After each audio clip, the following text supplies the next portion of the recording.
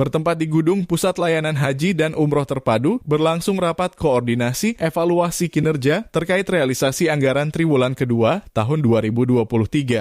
Rapat yang diselenggarakan ini dipimpin oleh Pelaksana Harian, Kepala Kantor Kementerian Agama Bolsel, Jamaluddin Lamato. Jumat 7 Juli 2023 rapat diikuti oleh Kasih Penyelenggara Haji dan Umroh, Kepala MTS Negeri 1, MTS Negeri 2, MTS Negeri 3, dan MTS Negeri 4, Kepala Madrasah Ibtidaiyah Negeri 1, Madrasah Ibtidaiyah Negeri 2, Kepala KUA, Posigadan, Kepala KUA, Bolaang Uki, Kepala KUA, Pinolosian, Kepala KUA, Pinolosian Tengah, Kepala KUA, Pinolosian Timur, dan seluruh ASN.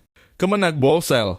Pelaksana Harian Kepala Kantor Kemenag Bolsel Jamaluddin Lamato dalam arahannya menyampaikan beberapa hal terkait realisasi pelaksanaan anggaran triwulan kedua tahun 2023 dan time schedule pelaksanaan anggaran 2024.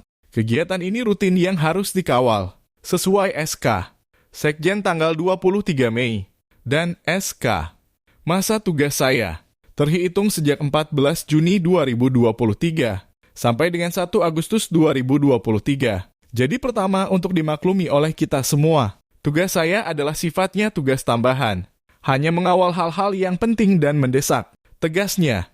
Selanjutnya beliau menjelaskan, Zona Integritas Kementerian Agama Sulawesi Utara. Kronologinya adalah, pembangunan zona integritas ini kita sudah berada pada periode yang ketiga. Periode pertama itu 2010-2014. Periode kedua 2014-2019.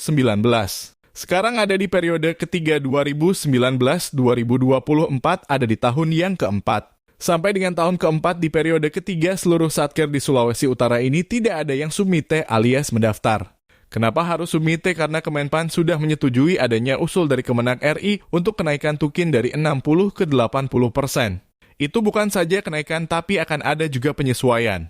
Di antara penyesuaiannya adalah penyesuaian dengan laporan kinerja. Maka dalam hal laporan kinerja, kita nantinya hanya memiliki satu aplikasi pusaka. Termasuk semua akan tersinkron di situ.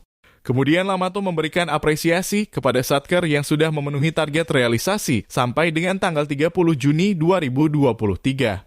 Saya ucapkan selamat kepada Kepala MTS Negeri 2 dan jajarannya realisasi tertinggi.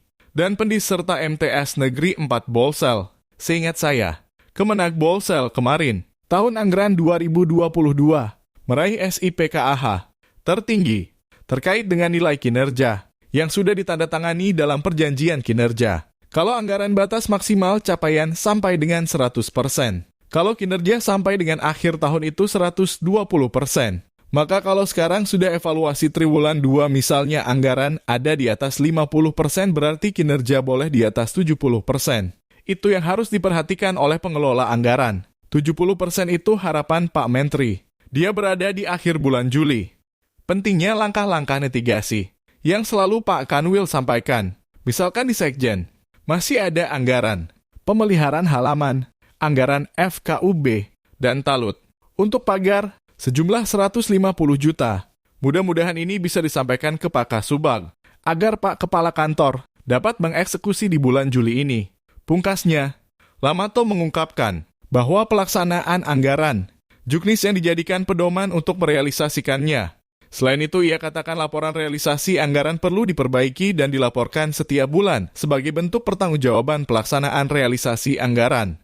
Sementara itu, ia menjelaskan pelaksanaan program dan realisasi anggaran, hendaknya masing-masing satker membuat time schedule dalam bentuk matrik dan menetapkan target per bulan, terutama untuk realisasi anggaran tahun 2024. Koordinasi setiap satker kepada perencana anggaran perlu dilakukan agar pelaksanaan program dapat berjalan lancar, tambahnya. Pada kegiatan yang dihadiri pengelola anggaran, Satker Kemenag Bolsel dan Satker Madrasah Negeri tersebut, Lamato mengungkapkan bahwa posisi serapan anggaran tahun 2023 berada pada posisi yang baik. Satker kita Kemenag Bolsel dan Madrasah dalam posisi bagus. Dari setiap pagu anggaran Satker tahun 2023, alhamdulillah sudah terserap lumayan. Tutup Lamato, kontributor peliput, La Arpan La Padang.